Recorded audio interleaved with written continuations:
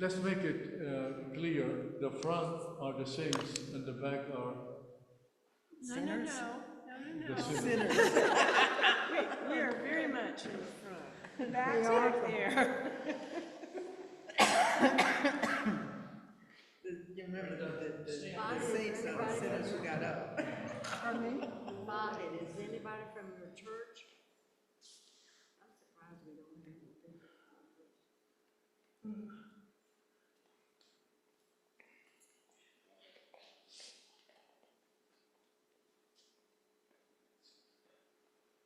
Cool morning, folks, for staying in. Well, welcome. We are about to get started. Into the mic, yeah. Good morning. Good morning. We have a small but illustrious crowd with us today, and we are so glad to see so many churches and religious groups represented. We have Johns Creek, we have Covenant, we have Snellville Baptist, we have North Avenue, we have Columbia. Am I missing anyone? John's Creek, No, Johns she said Creek. Johns Creek. And online. She said, And of course, Arthur's Church. So thank you for coming. We are here to discuss a somber topic. It's a hard topic, particularly in these times. But we're called to stand and do it and to speak out. And so I welcome all of you, both in person and online. Come, let us begin this hard discussion around gun violence and how we can prevent it, not only in our cities, our neighborhoods, but throughout the world. Without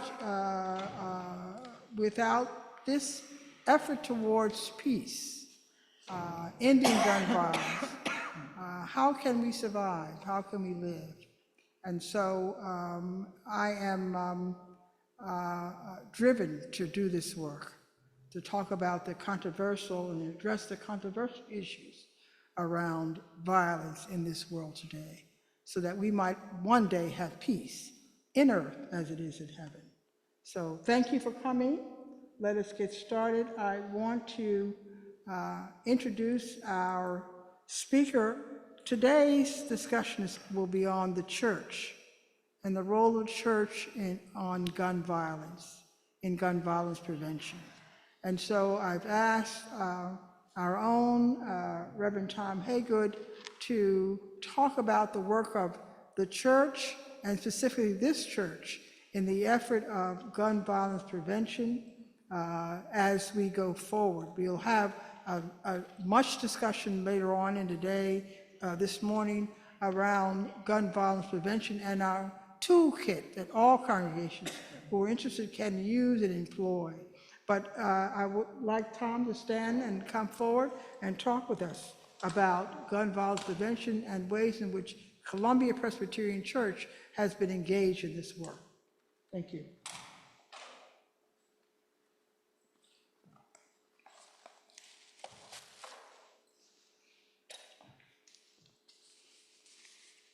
Good morning. We're glad you are here with us today, as well as those who are joining online. Maybe you've come here today, this morning, maybe because you long for something to happen to end this senseless pandemic of gun violence in our country. Maybe you've come here on your own personal search to find a peace that passes all understanding. Maybe you've come with hopes of justice in the midst of oppression. I don't know why you've come. But we all have a common calling, because as Gandhi reminds us, and I'm going to have to actually get to my computer to be able to do my presentation. So I'm going to move this over here. Arthur, if you could readjust the camera.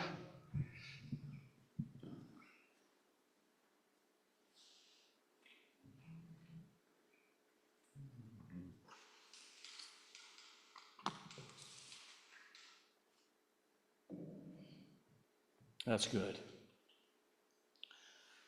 So as I said, as Gandhi reminds us, you must be the change you wish to see in the world. So let us open our hearts and our minds to what we hear and we see this morning, and challenge ourselves to be an agent of change in a very broken world, so that guns will no longer kill innocent men, women, and children, so that all humanity will come to know peace. Hear these powerful words from the prophet Micah from chapter 4. He will judge between many peoples and will settle disputes for strong nations far and wide.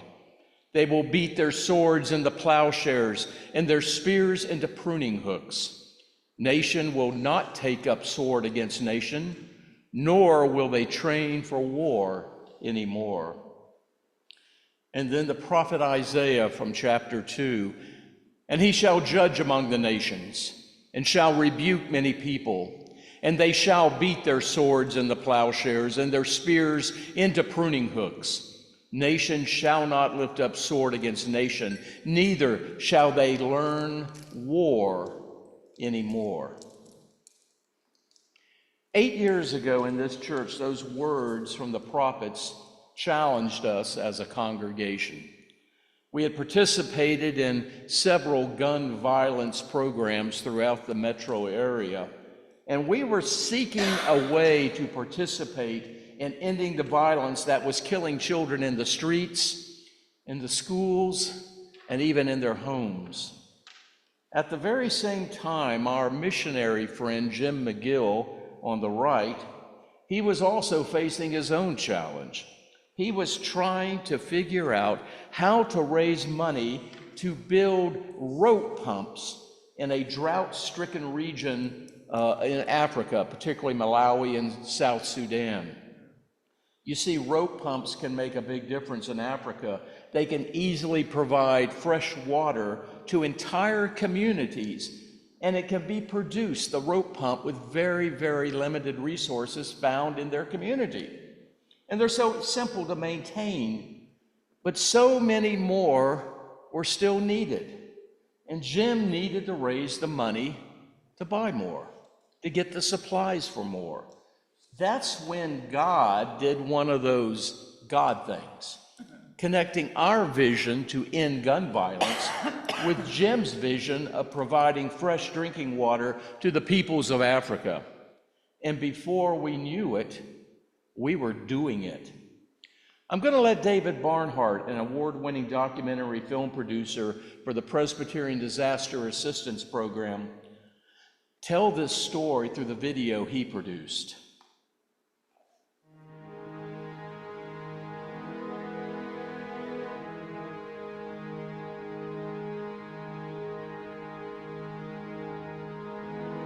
I was one of those who was cynical. I was one of those who felt I couldn't do anything.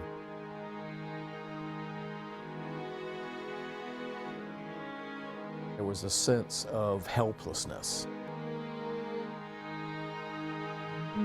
Honestly, I believe it's tearing apart the fabric of this country. It's an epidemic, and it's happening right in our neighborhoods. It scares me to death. This is something that's so big and so out of control, we can't do anything about it.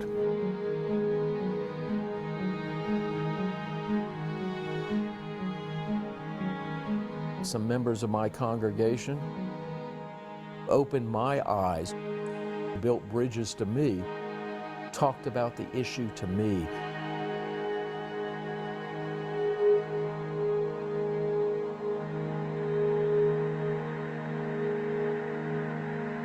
I finally came around to understanding, yes, I do see what it is.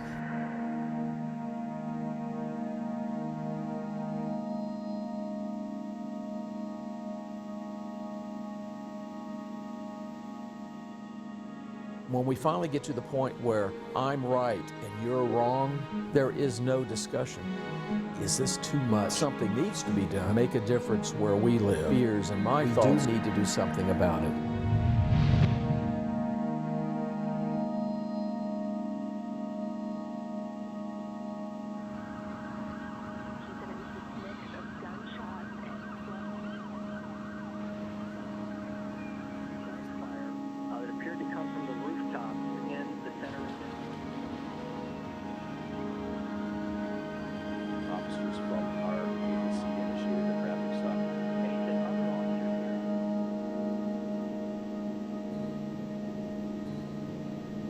130,000 people are killed every year by gun violence.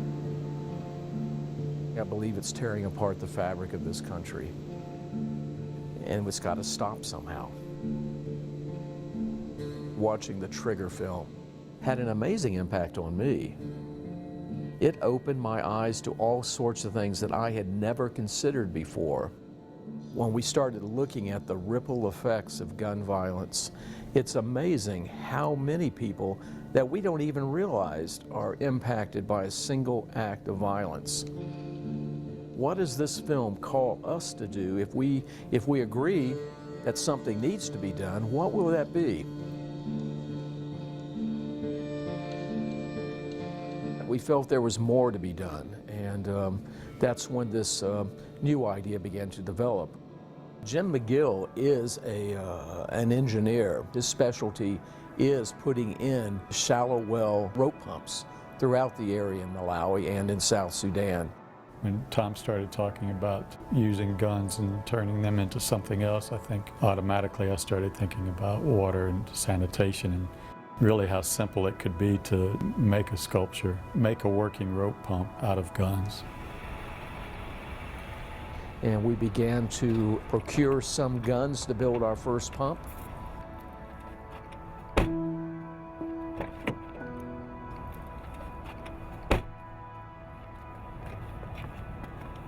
Once we had those guns, we gave it to Jason. Hey guys, how's it going? So for me to be given the opportunity to use guns as a raw material provoked my thinking in a way that I never had considered the gun issue. It seemed for the first time like an opportunity that I could actually use the thing that I do daily and the thing that I've kind of devoted my life to in a way that might be a catalyst for a possible positive conversation. If I'm being honest, I've probably become more and more politically apathetic. This felt like an opportunity to do something that might actually be valuable. We could use that as a symbol of what is going on in our own country with gun violence and to point toward a need for fresh water in a country that desperately needs it.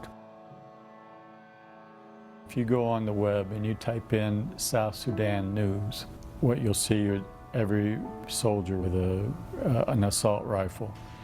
And that's what South Sudan is living with right now. What an opportunity that would be just to take some of those rifles and make them pump water. I actually have a real interest in things like gunsmithing and really beautifully handcrafted shotguns. I think are beautiful objects, a real great marriage of aesthetics and engineering. But at the same time, what was striking about particularly the AR-15 was how inexpensively it was made and how kind of fast and cheap it was made, and that the material was, actually difficult to work with because it sort of wanted to fall apart. I think people do need to consider volume, consider means of production. We should have access to guns, but it's just recalibrating in response to how many are now available, how cheaply some are made, how accessible they are, and who they're accessible to. Why haven't we amended the laws to sort of keep pace with the technology? Certainly my hope is that it will be thought-provoking for others and maybe cause people to think about this issue from different angles. We are a nation that is very, very good at screaming at one another. Now it becomes a sounding board for everybody's political view on every side of the issue. And you literally are yelling at each other through Facebook, through television commentaries, through the debates that are occurring in our political system. People are definitely cynical about issues such as this. They see the power of large organizations like the NRA and they feel helpless to even think that what they might be able to do can do anything. I think cynicism can be overcome through conversation and dialogue and the willingness to at least talk about it together. Let's think about it from a different angle. How we can reappropriate tools of war into something that could be, more thoughtful or more peaceful. When you turn a sword into a plowshare, first of all, you rid the violence. Second of all, you bring new life. I think this sculpture is a beginning so that more and more people will have these conversations. Unless we build bridges between folks on different sides of the issue, we're never going to change anything.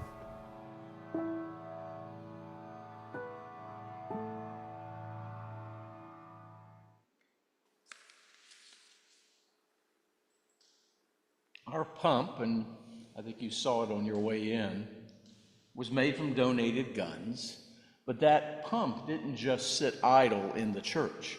A few years ago, it took a trip to Louisville, Kentucky, where it stood as a counter-protest across the street from where the NRA was having their national convention.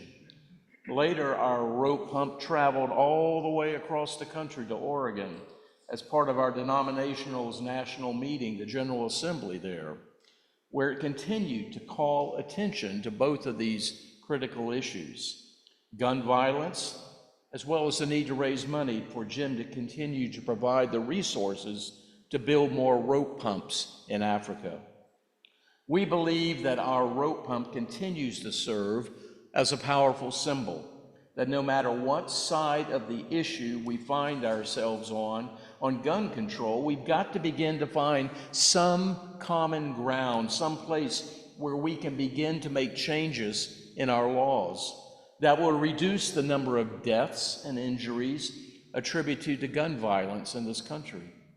As you saw on that video, this was produced 8 years ago. And I said in that video that 30,000 people a year were dying from gun violence. Today, that figure is over 40,000 a year. We must focus our attention on the important issue of ensuring that all people in this world do have access to clean water, and we need to keep the focus on ridding this nation of the pandemic of gun violence. 8 years ago, God stirred our imaginations and led us to follow a vision of a better world for all of God's children. But our challenge today is to continue to inspire other faith communities to pray and discern where God is leading them to help end gun violence in our nation. It is our prayer today that you may be led to possibly create your own unique program that your faith community wants to take on, or you may decide, hey, I can join this other community that's doing this great work. The key is simply to follow the advice that Gandhi told us. You must be the change that you wish to see in the world. Thank you.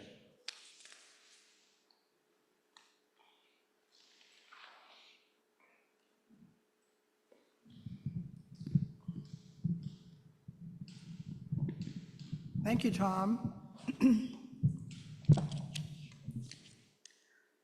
I'm going to do a little something different that's not on the program. Each of you will have an opportunity to stand up here where I am today and talk about gun violence and what it means to you and to your faith community. I'm going to start by asking a question. How many of you own a gun? One. And why? The training that I had, I'm sorry. You could come to the mic. This is being recorded. I have. Introduce yourself. Could you? Yes, my name is Mike Sabag.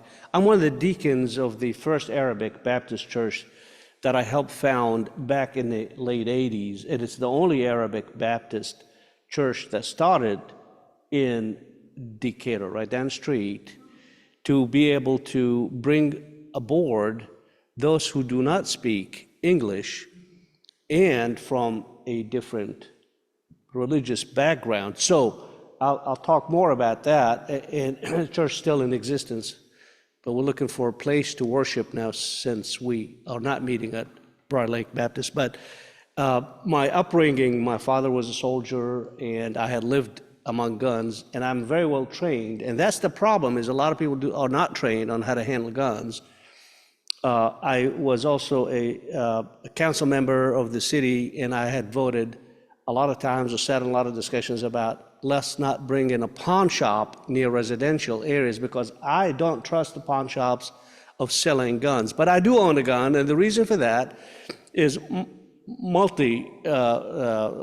for which is that I use it for practice so I can see how good I am. This is probably a man thing. Maybe it's a thing that goes in my head saying, am I still that good? Can I still use it? And if you do recall, back in the days, we had the folks in church that were gunned down, more than one incident, especially the one in Florida, that the fellow wanted to take out his mother-in-law or wife or something to that nature. Well, the church where I go asked us to carry our guns into church. And you could see security people sit out there with guns now.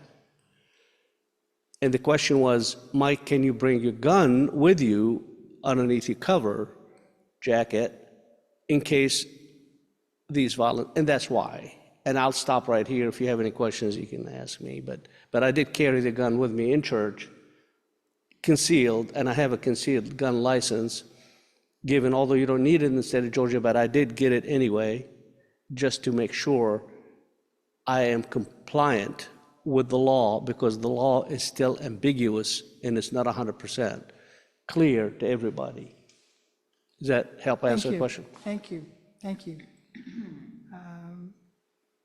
So, in a direct comment and contrast, I don't own a gun, never did. And the reason why I don't, I think typically is that one, we weren't raised in a home with them, but secondly, as a Baptist, we are very clear with the Word of God. That is not only spoken, but it's lived.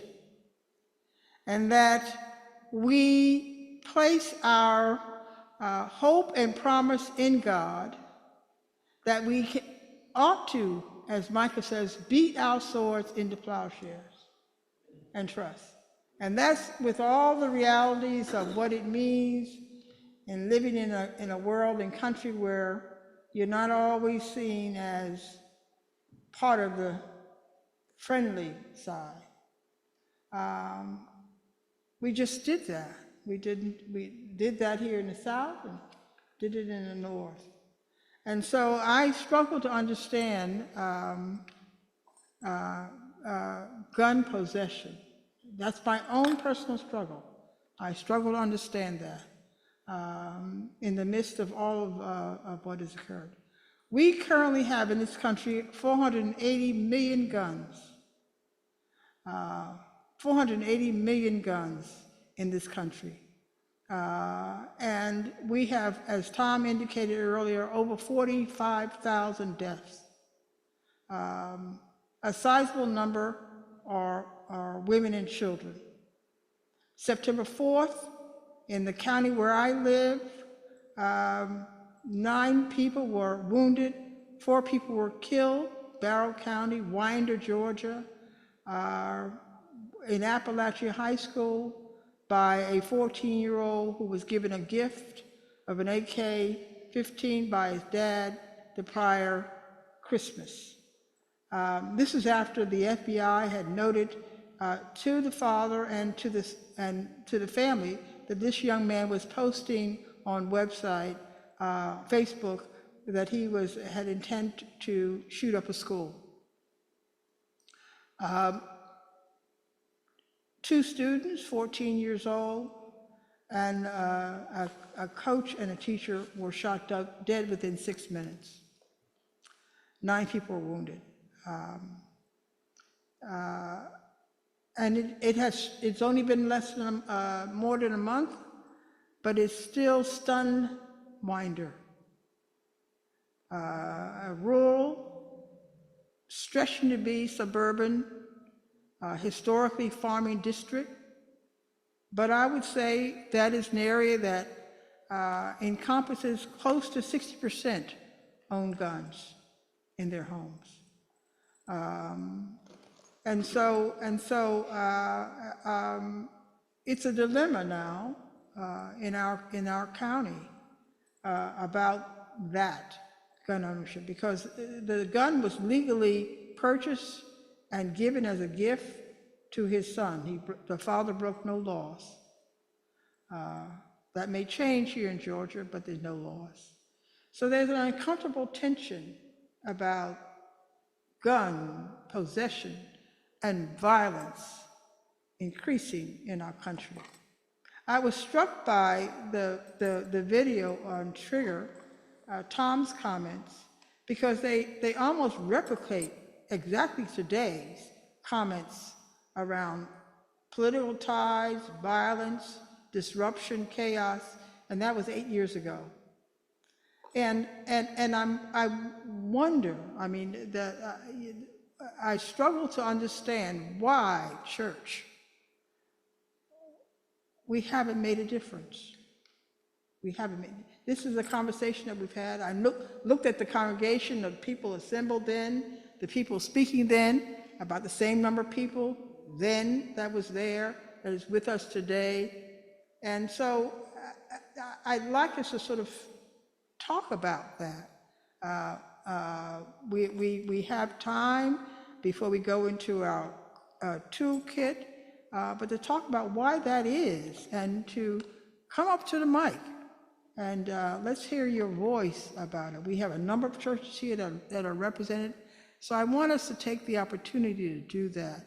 I was talking to Debbie earlier, and you know, I find that God has driven me in the direction of taking on very controversial topics in the church. One is peace in the Middle East, the stance with Palestinians, and the second is gun violence in this country and in this community, and the third is racism. I mean, I'm not going to step away from those topics, those areas, because I believe it's the will of God that we do better to be a living light than we are today. It is the will of God. They are not difficult. They're not topics that you're going to get a whole lot of shouts and praise by in the church and in the community. But we get a whole lot of hallelujahs in heaven each and every day we do it. So I'm committed, and as chair of Peace and Global Witness, we are committed to stand on these topics, to keep standing whether people like it or don't like it. Keep standing. And those who are here are enough to make a change and a difference in our churches. So thank you, Mike. Thank you for coming forward. Rena, come on. Do you want me here or there? Okay.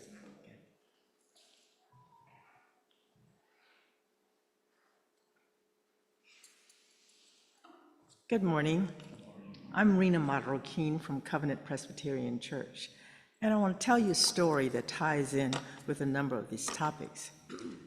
Years ago, I worked at South Carolina State College, and one Sunday afternoon, I was standing outside and talking with some friends, and a car drove by on the street where we were, and there were young, I would say teenagers, young white teenagers, and they threw firebombs out at us, and it tore up my foot.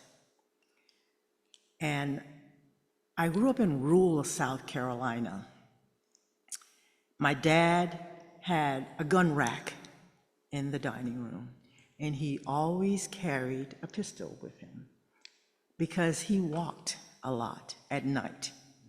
And being in the community that we lived in, you never know when someone would come and do like they did. And this was afternoon, Sunday afternoon, daylight, but he walked a lot at night. And the story goes is that You do not touch Big Sam because he does not tolerate abuse of any kind. And he packs a gun, you know. But what he used the rifles for was shooting squirrels, and he hunted a lot. But when I told him what happened to me that Sunday afternoon, my brother gave me a .22. Now, what did I know about guns? Didn't know a thing about it. I would go out in the backyard and practice. But then I said, I don't need this. I gave it away, gave it back to my brother. But you're talking about racism and just young people not knowing what they're doing, or I wouldn't say hate, but just like joyrides. But yet they're harming others. I did not let that deter me, because from day one I've always wanted to work for peace, no matter where, whether it was in my neighborhood or in my county, my school, or whatever. I was always wanting to work for peace.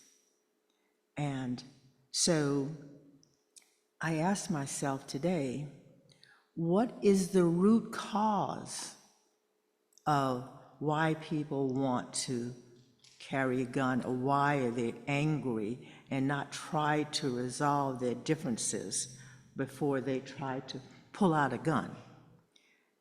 Just yesterday, there was a shooting at a gas station in Gwinnett County, you know? Why are people so angry or so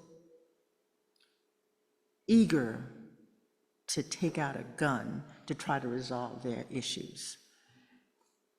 I can remember years ago, the church door was always open, but now our churches are locked. We have guards. It's like being in a third world country. We need to do something. We have to ask the question, what is the cause? What is the root cause of all the gun violence, and why we feel we have the need to store guns and to have guns? Thank you.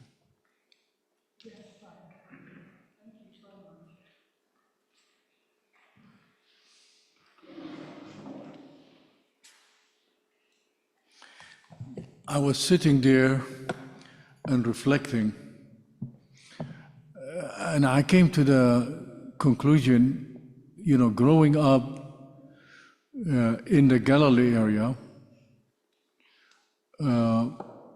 basically every Israeli Jewish person have the right for guns, where Palestinians are not allowed to have guns. Okay? So I start this morning to reflect. I come to the United States as a student. I finished college in Florida. I come here, and I've been in Atlanta since 1970, so 54 years. I want some people to help us with the issue of guns, but with the issue of fear. I come as a student, and now I am an immigrant, and I don't have the fear in my gut level the way a white person or a black person have. Okay, it's not in me. Okay, so I never owned a gun. So I think the real issue right now, as we think about it, is the ideology of Israel and the ideology of the United States. The ideology of the United States and the ideology of Israel is a settler colonial ideology. And when you think about colonialism, the European people went to the US, went to Africa, and went to the Middle East, and went to every place. Colonialism, you rule the people, you use the people and suck their resources and leave. But you need the gun. Settler colonialism is a deeper deal. So I think the issue of guns is the DNA of the US. Okay? That means the settler colonialism ideology, I want the land and the resources without the people. That ideology, without the power of gun and military and force, cannot survive. Okay?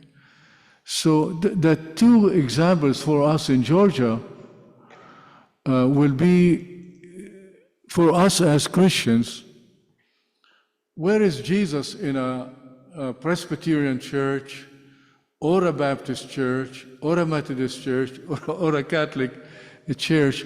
You go to church, and after church you go out and see a hanging of a black man. There's nothing in the gospel that tells us that. So the power of violence is in us, and Jesus is out. So as Christians, the journey of our life is two forces. The forces of culture and racism and oppression, and the culture of Jesus that says, love your enemy. Okay? So I think the other thing that comes to my mind in Georgia, the people in North Georgia, the Cherokee Nation, said to the people in Decatur, I love Jesus. They build a church. I love education. They build a school. I love justice. They build a courthouse. But when the governor and the business community during the gold rush wanted North Georgia, we said, hell with your Jesus, hell with your church, and hell with your justice. We send them where? To Oklahoma. And we call it the Trail of Tears. That means 50% of the Cherokee Nation died. So violence and the gun is in our DNA as Americans. So as I think about what is going on now in Israel and Palestine, when Israel became a state in 1948, they destroyed 530 villages and exiled close to 1 million people out by the gun. And today they are called Palestinian refugees all over. And the only people that stayed in the Galilee area, 155,000 people, like my parents.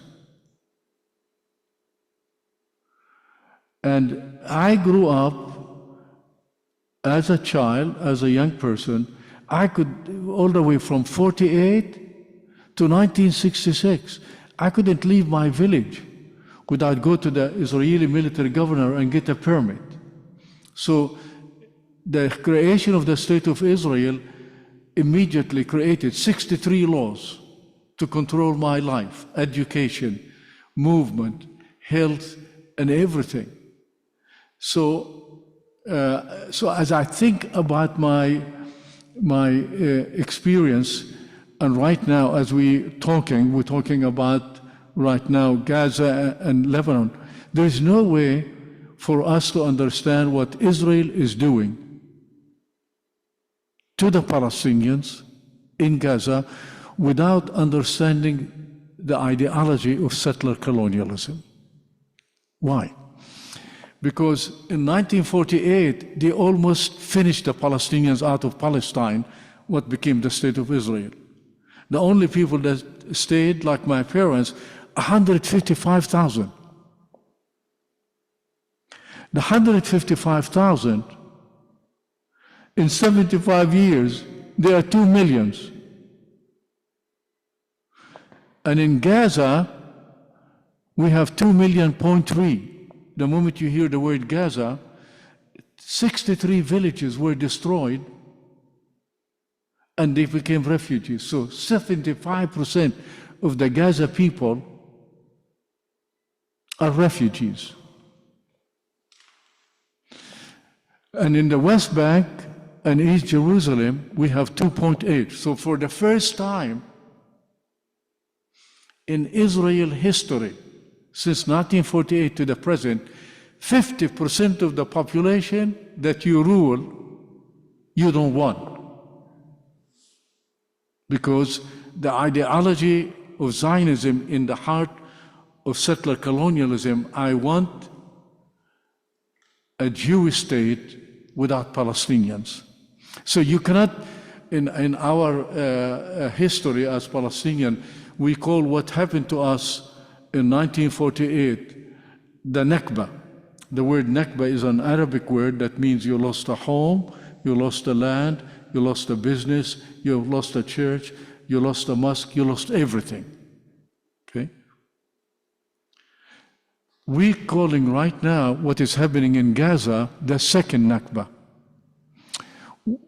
Why will Israel destroy every hospital, every clinic, every elementary school, every university? Why to kill close to 500 medical doctors, nurses, and health professionals?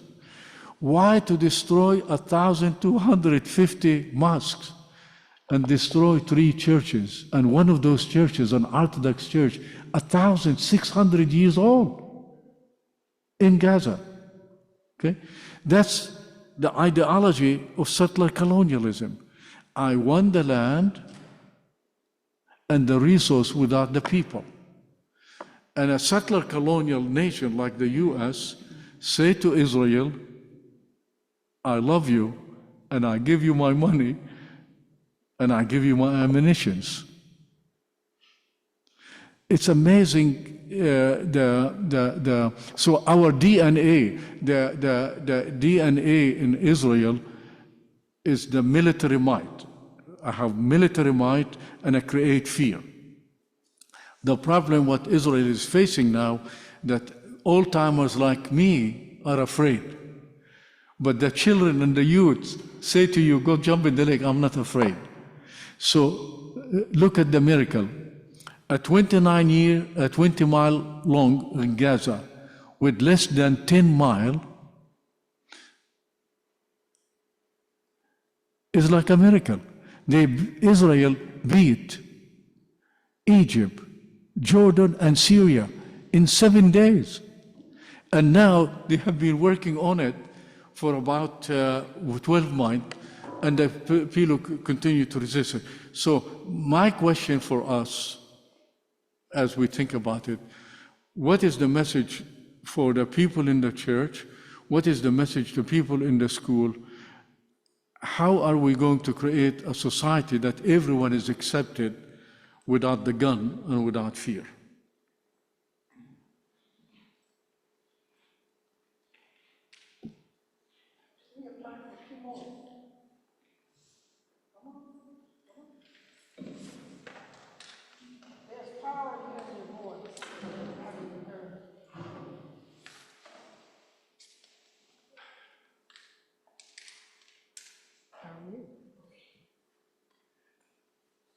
My name is Christine Sorrells, and I came to this meeting like probably everybody else, like, whoa, huh?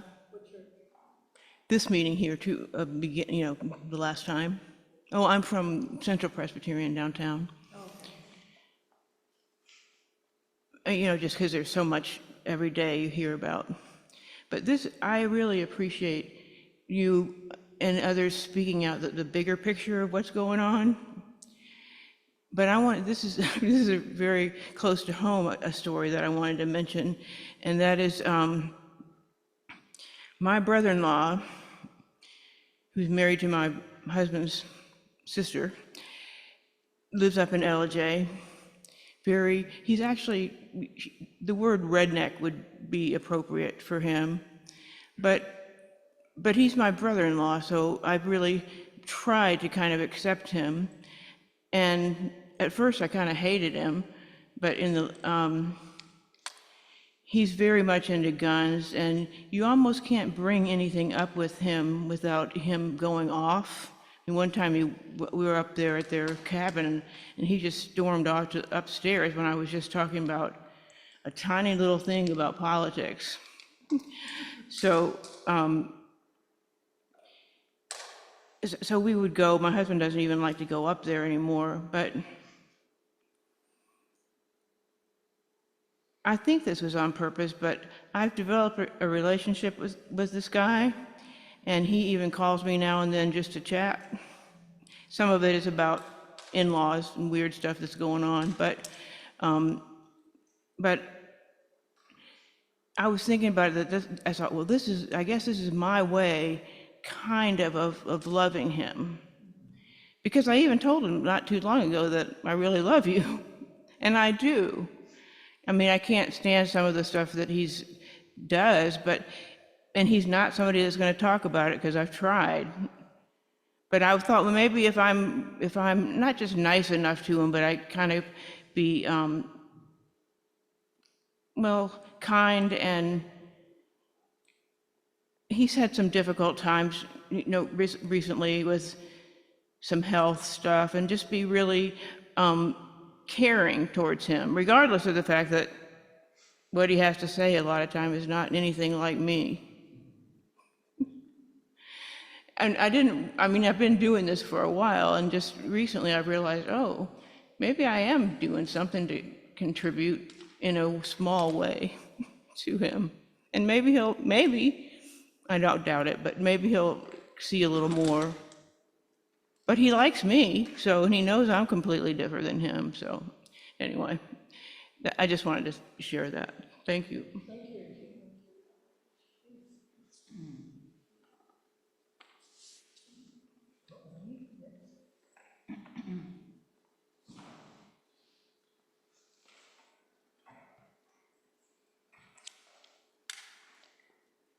Well, I've got a couple of gun stories. We have never had a gun in our house and would not have a gun. My mother's mother was a photographer who would go out into the woods and carried a gun with her for wild animals. I don't know whether she ended up being attacked by any wild animals, but that's why she had the gun. Apparently,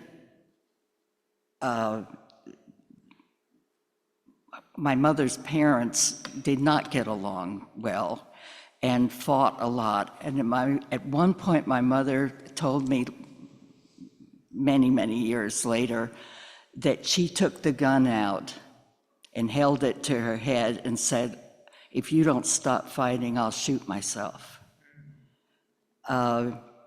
So that raises the question of how you store guns in the house and the use of guns for such purposes. When my brother was little, she took him and the gun and dropped it into the Delaware River off the bridge as a way to get rid of it, and very symbolically to oppose such things. And I remember when our kids were little and they would go to somebody's house to play, I often asked whether they had a gun, because we did not want our kids to be in a place where guns, especially, were not stored safely. That's a key. So that's the first story. The second is that our son was murdered by a 15-year-old with a shotgun. And apparently he had been wandering around the neighborhood for the days before that with this gun, and nobody took exception to it or reported him. He tried to, I guess he was trying to steal from our son, who was getting off at the MARTA station and walking home about 9 in the evening. And we had taught our kids to walk away from trouble. And he shot him in the head as he was walking away. Coming out of that, I found out that the kid had been a bully at school. I got involved in anti-bully work as a result, and feel it's very important to not just write off kids that seem to have negative behaviors, but to provide counseling and other ways to work with the bullying situation. We are very much against having too many guns unsecured in this country.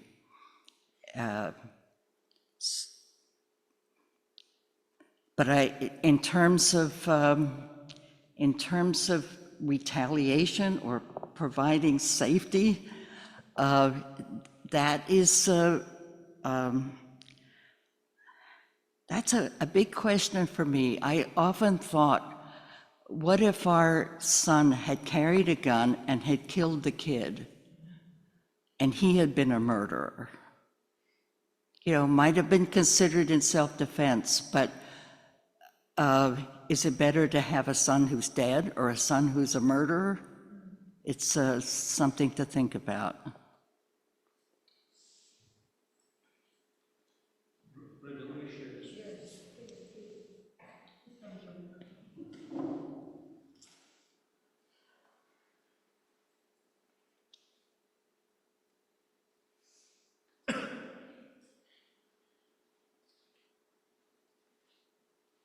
Good morning, everyone. First, giving honor to God, who is, has been, and continues to be the head of my life. I thank Him for allowing me to rise and shine this morning to be here today. I was invited by Dr. Brenda Smith to come back to this meeting after coming to the last meeting. I did not get a chance to speak.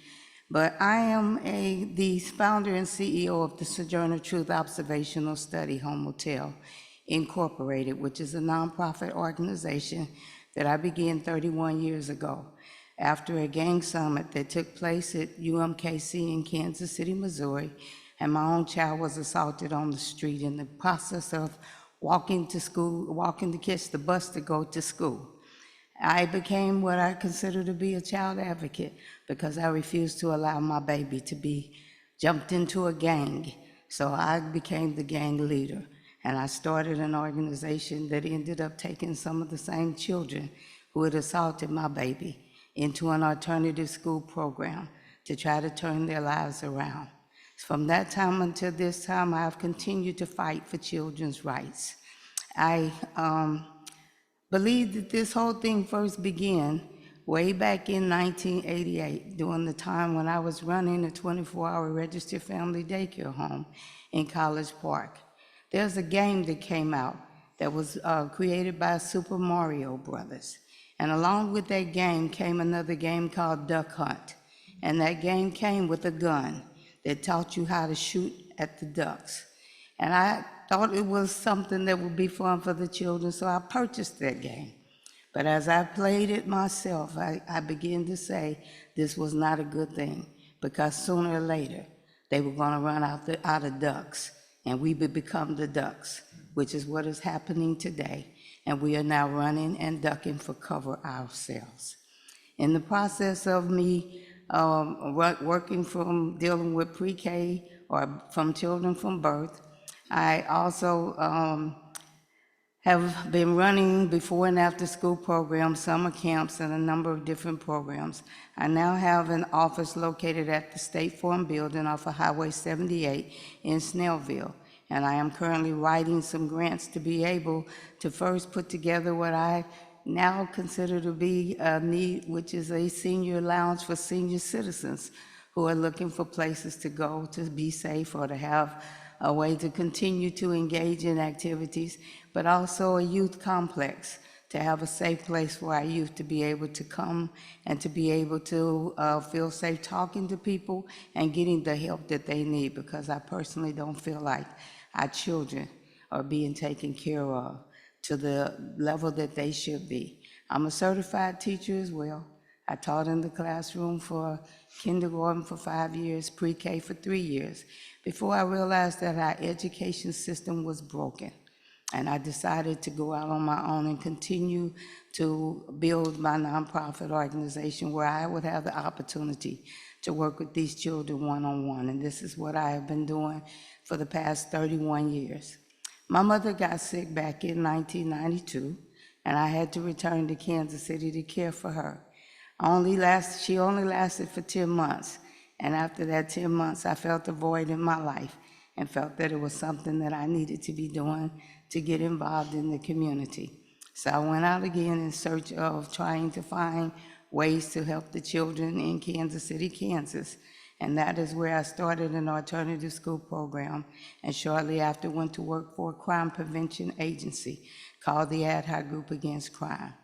My initial position was to be a youth coordinator for a program called Saving Youth in Crisis that eventually led to a community liaison, where I had to go out into the community and attend funerals of children 21 years of age and younger who had been murdered, to identify the children between the ages of 5 and 11 years of age who had either witnessed or been victims of violent crimes. That is when I believe people began to realize that it was affecting children that young. There was an organization that was started at the Ad Hoc Group Against Crime entitled Psychological First Aid, where the families of the survivors of the homicides had an opportunity to attend 10 different sessions where they would receive counseling and therapy. There was an art therapist there that would be able to interpret the drawings of the children that may not be able to verbally express their feelings, and they were able to receive this assistance, including transportation, for 10 sessions. I am not a meeting person, I'm an action person. So I will only show up at meetings for a certain period of time unless I see something happening. So I'm here today because I am one of the ones that wants to be a part of the action plan. I don't know if any of you all remember back in 2018, when the young people came together and organized one of the biggest marches that I've ever seen in my time, called March for Our Lives in downtown Atlanta. I was a part of that march, but it didn't just take place here in Georgia. It took place all across the country and in other countries as well. But what have we done since then to continue to support those children who are still marching and crying out for their lives? This is where we are right now. And a lot of the mass murders are not being committed by one particular race or population. It's affecting all of us. And what I would like to be able to do to offer my assistance, as I am also a certified victimologist, as well as a youth mental health responder. And I don't believe that I have been using my services to the level that God has called me to do. And this is the reason why I'm trying to do more. I currently wrote 2 grants that I'm praying will be approved in Gwinnett County to be able to have a location for both senior citizens as well as young people to be able to come to get help, to have a safe place to come to, and to be able to continue to work together to try to save the lives of all of us, because we all are victims right now. We have no idea where we may take our last breath. I didn't know for a while that the right to carry law had been passed, and I was going into Walmart and saw a man coming in packing a pistol on his side, and I lost it because I did not understand. So I went to tell somebody, do you know this man has a weapon? And they were looking at me like something was wrong with me, and that's when I realized that there was a law. But this is an election year. This is the time that we have the opportunity to vote against or to not vote for these individuals that are passing these laws, the right to carry laws, as well as the political and politicians that are receiving funds from the AFW, ARK, yes. And we have that right now. And I think that's one of the things that we need to start passing on to our friends, our neighbors, and to the parents, the children, our grandchildren, and everyone who is eligible to vote, that we need to start there, and we've got to start somewhere, because we can't just keep sitting up at meetings talking and nothing is being done. So I'm here to offer my assistance in any way that I can, because I'm determined to make a difference and at least try to keep my children, my grandchildren, as well as myself, alive and breathing without having to duck for cover. Thank you. Did you show up at the city hall in Snellville? Um, I can't remember if we met, I can't. Yeah, I'm the one that was there that was talking on behalf of the senior citizens at Evermore Senior Village. Yes. Great job. By the way, that's Paula, this lady here, she's doing amazing work. God is working through me, and I'm just doing what He's called me to do. I'm trying to complete my assignment before my life ends. Thank you. I just wanted to say one more thing that I forgot to say is this guy that I was talking about has a rack full of guns. And if that happens to come up, he's like, well, I don't know about all this, but I got hunt. I got my hunting to do, and I'm not gonna hurt anybody. Well, I'm sure he isn't gonna hurt anybody. But that's an argument that is kind of hard to get through, you know.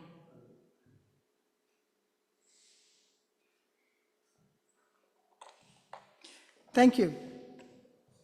I think one of the ways that we can come together and not be so polarized is to talk to one another. You know, I grew up in undergraduate school where we would have Saturdays like this. We'd come and bring lunch, breakfast, bagels and coffee and juice, and we just get together in a church. At that time, it was Second Baptist in West Long Branch, New Jersey, and just talk about whatever was bothering us, whatever was concerning us. And the pastor and the associate pastor would be there, and they would reach out to our school then, Monmouth University. I think we were calmer people. We were calmer students. We were peace-oriented. We had a peace movement then. We don't talk enough, and we don't share enough about what we are thinking behind a mic. We get behind, I think, closed doors and talk. Sometimes not to the way God would want us to speak, but we talk. But when we come out and talk about our concerns, our fears, from the context where we stand, I expect Fayed to talk about Palestine. That's his daily cry and tear. And I think as a community, our church community, we ought to be able to bear each other's cries and pain. I expect the church to hear me talk about racism and not cringe, because it is our pain, our suffering, is one I live with daily. And I think that I'm thinking of your comment earlier, Rena. What we need is what is causing us to be so broken and polarized is one, fear. Fear. We are afraid to share what we really believe in our gut, in our heart. One, because we may be cast down or cast away or thrown out or whatever. And secondly, it's a term that I've come to think more and more about recently, and that is deception. There is a sense of being high-powered deception that I think is tearing us apart. My mom and dad used to be able to say, I'll look you in the face and tell you what I believe, and it's a truth, and you can count on it. I don't need to sign anything. I don't need to sign. If I tell you I'm gonna owe you, I'm gonna pay you $10, you can believe. If I don't pay you, I'm dead somewhere. That was that kind of sense of our truth, that deception and deceiving had no place, and certainly no place in our family and in our church. Somehow we've kind of got away from that, you know? We kind of speak and then do. It is tearing us apart. because people feel that somehow, the law is not supporting them in what is justice and what is right. And the third area I think is tearing us apart is power. That goes back to colonialism, goes back to greed, it goes back to isms, is who has that power? Who has that power? Sitting around this table, sitting around these chairs, you take one chair away, and somebody's gonna have to stand up or sit on the floor. Take another chair away, there's more. But those sitting in them chairs, they have more power than that one on the floor, because they kind of are beneath you, or the one standing where he ought to stand. We got to bring a world of equity to this case if we're going to have peace and not gun violence. Where somebody in the gas station who's got a whole weekday lifetime of being put upon and not being treated fairly says, I'm gonna settle this. I couldn't settle that on my job, or I couldn't settle that in the schoolhouse, but I'm gonna settle that here in the gas station because I got a gun too. And people make that the equalizer, as opposed to the justice that we believe in this country to be. We don't share enough. And the last thing I'll say on this topic, and I'll let you comment, is the whole issue of honesty. Honesty. Honesty and honor was the bedrock in our family. Honesty and honor. Be honest with yourself and be honest with others, and you will sure be honest with God. Honesty and honor. Who are you? Who are you? Who are you? That's what my mama would say to me when I was 5 years old. Who are you, Brenda Joyce Smith? Who are you? Tell me, who are you? I can hear her now saying that from heaven, about to bring tears to my eyes. I must my mother so. Who are you? I say that to myself as the years have gone by. Who am I? And I was reading a scripture. I read scriptures morning and night. I read a scripture last night on this that said, I am a servant of God. I don't say I'm a Presbyterian. Forgive me, Presbyterian Church. I don't say I'm a Baptist. Forgive me, Baptist. I say, I am a servant of God. And therefore you can be sure, church, I'll be okay with you. I'll follow that one. Rena.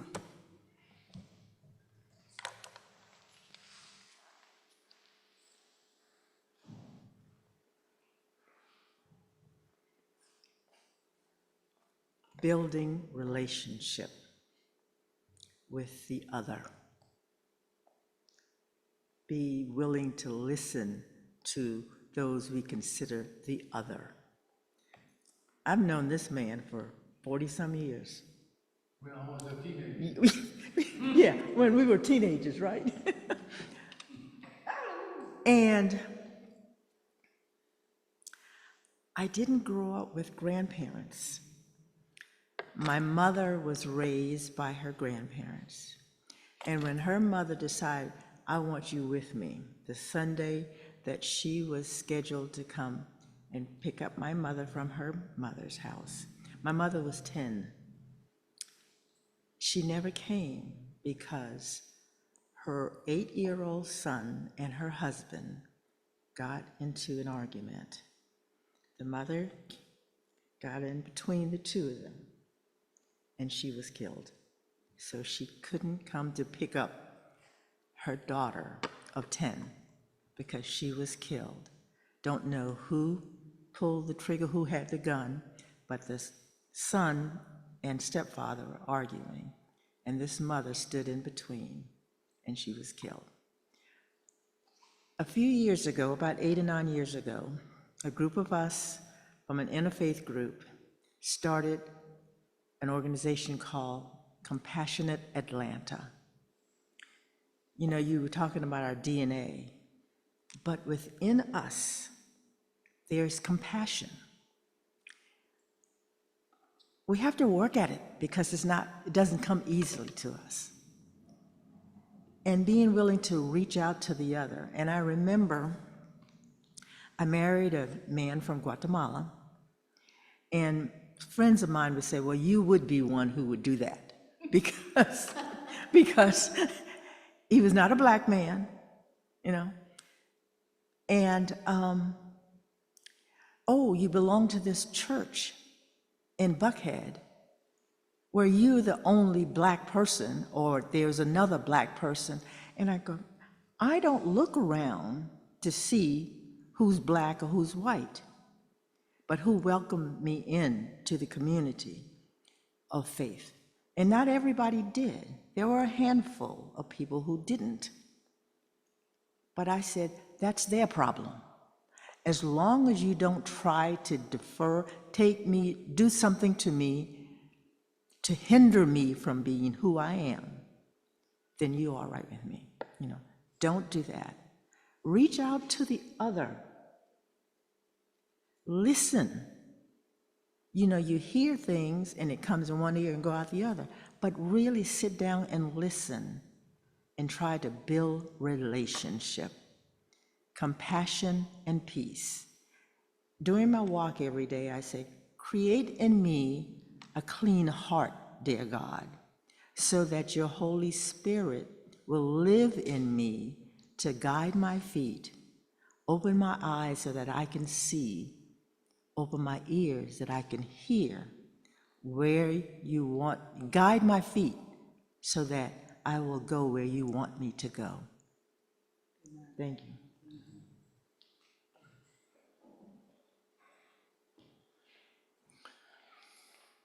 As I think about the teaching of Jesus, Jesus said, love your enemies. Do good to those who hate you. Bless those who curse you. Pray for those who mistreat you. We need to confess that gun violence in America is a crisis like any other war around the world. We kill one another, 50,000 people. But because we are powerful and arrogant, we don't want to say we have a crisis. So that's we need to deal with. The second one, for us as a church and people of faith, we really need to start preaching and teaching the Word of God. It really penetrates and stands against our American culture, because anytime a Palestinian culture eats the cross, anytime any culture takes over the power of the cross and the Holy Spirit, that's when we go astray. So we need more teaching at Columbia Seminary, more preaching in the church of the biblical mandate, how to follow Jesus. Dr. Smith, can you just opine on the gun violence of suicide? People take their own lives. Yes. It just happened in Marietta Yes. last year, a good friend of mine. Yes.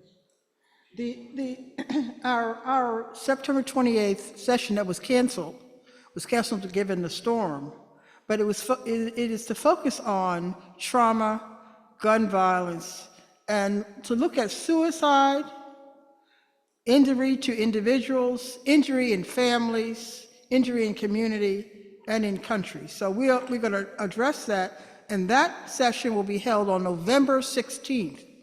November 16th, we'll have our therapists here from Hillside Youth Facility down in Almar, off of in Midtown Atlanta will be here.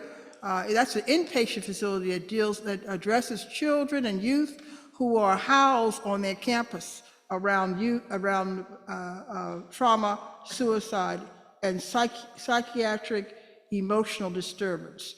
So we'll have that, and they will be here with us on November 16th. So please come back for that. I want to do a switch now. This has been very invigorating for me, hopefully for you as well, to have this kind of open mic discussion about gun violence, to get your feelings and your emotions about it. We have a gun violence toolkit. Debbie has received one earlier. I was involved in a conference around this peacemaking in Albuquerque, New Mexico, earlier in August.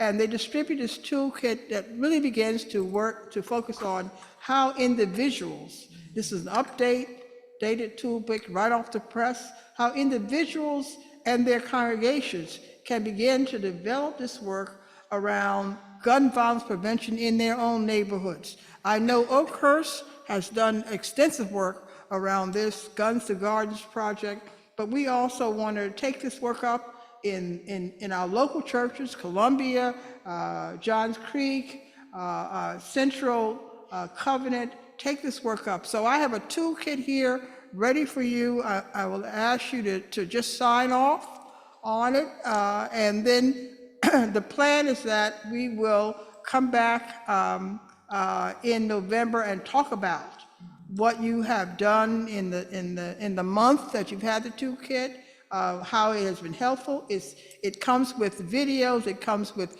workbooks, prayers, litanies. It comes with ways in which you can initiate small group conversation like we had here today around gun violence prevention. And it also supplies you with a team of staff, both in Stony Point, New York, where their office is located, who is willing to help and support you to do this work. We have a conference, as I said, in New Mexico. We will be in 2025. We'll be in Virginia. I think it's Harrisonburg, Virginia, for 225. So please think about that. Come and join us. It was a wonderful time for me to really meet the Peace Fellowship team nationwide and to spend a great deal of time looking at this. And one of the exercises at this conference was on ways in which they can dismantle guns. And so we had a whole workshop on dismantling rifles and guns on the property of Ghost Ranch. It was something to see a gun, as Tom held in the video, and see that dismantled down to a small bullet. I didn't wear my, I have a necklace I wear, which is actually a gun barrel that was made from that incident, that workshop we had in August. So if you would like one, I have a form that Arthur will pass out, and then I have 2 kits that you can take. There is a small fee of $10, but if you don't have $10, that's okay. I want the work to get out. I'll cover you. So please take one. The other objective for this session today was to begin to talk about ways in which congregations can take this toolkit and identify allies, organizations in your respective faith community or neighborhoods that would work with you around doing this. We don't have to keep it within the church only. Identify other agencies, organizations, your group, others who will want to come and be a part of any particular church that's taking up this work of doing gun violence prevention. We want to see this grow. We want a movement that's going to take on the city of Atlanta to begin with, and its metro and surrounding areas. I'd like to see this done in Barrow County and Gwinnett County, not just Fulton and DeKalb County. So that's what I have for you today in terms of our work that we want to focus on. One is a toolkit, take to your congregations. If you're Presbyterian, speak to your session about it. We'd like your church and your pastor to sign on board with this and develop a program around gun violence prevention and come back in November 16th, and report back to us on how that's doing. That's one. Two, to have identified allies in your own community that would come in with you to do that. Snellville, we have a number of allies there. We can pull together Walton County and Barrow and come down with y'all in Snellville, because Snellville is a vastly growing community. I've seen in the last 15 years, it's just grown and grown. So we'd like to do that as we begin this serious work during this serious time in our country. I can't tell you how full of concern I have as we walk to November 5th. Full of concern. I am, you know, I will be working, I say this to people so they're aware, but you don't see me ask about, I'll be working on polls in Barrow County on November 5th. And I can feel the tension already as we begin to walk toward November 5th. Already, you know, it's just something in the air. And we just got off a killing, but I can feel that. But we're going to stand to say, in this country, we the people, we believe in the right to vote. And so we're going to stand and make sure that people have an opportunity to do that.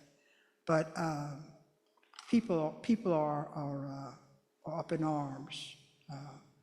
Yes. We want to thank you and Tom for hosting this training, number one. Number two, is this toolkit good for a usage of Sunday school? Is it good for Sunday school lessons? Yes. We could do people would be happy to come into a Sunday school at any church. If you want a Sunday school, we did just like we do a Zooey. We could do this piece at a church, wherever you like. So we need to have an open conversation, right?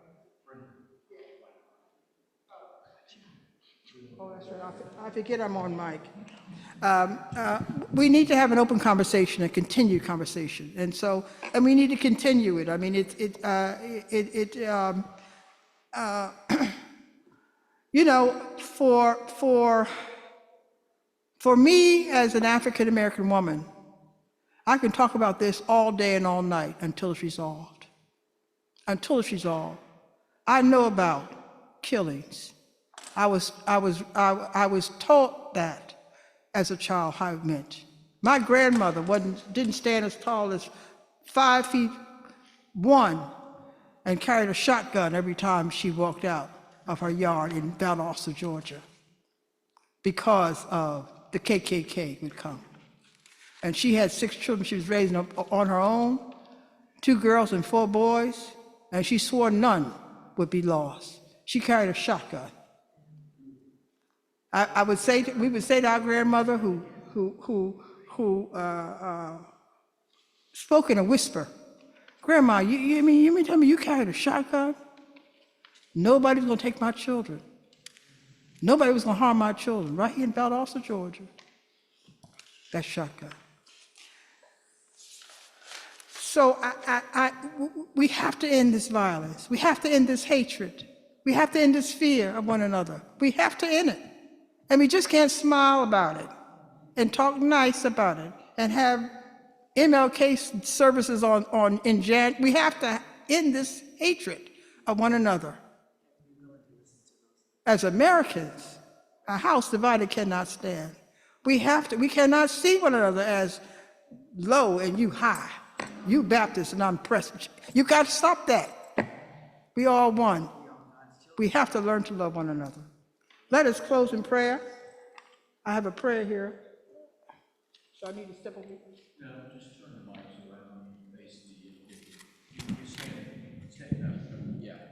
All righty. As long as you can see. All together. Gracious God, we hear your call to comfort the guns in our community and throughout the nation.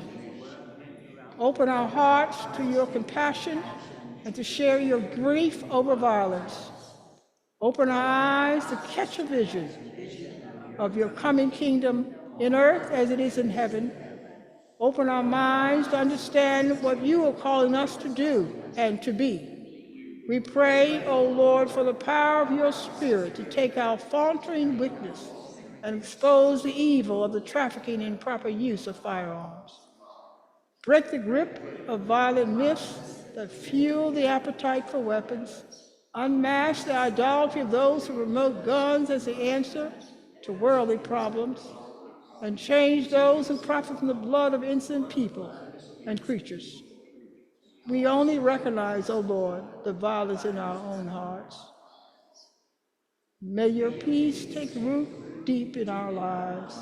We lift up to you those prone to violence against others or themselves, and those involved in illegal gun trafficking. Too are your beloved. Open their ears and hearts, we pray, to the things that make for peace. May our petitions and our weakness, O God, be in consonance with your boundless grace and your uncompromised truth. Amen. Thank you. Thank you. Thank you all for coming. This has been wonderful.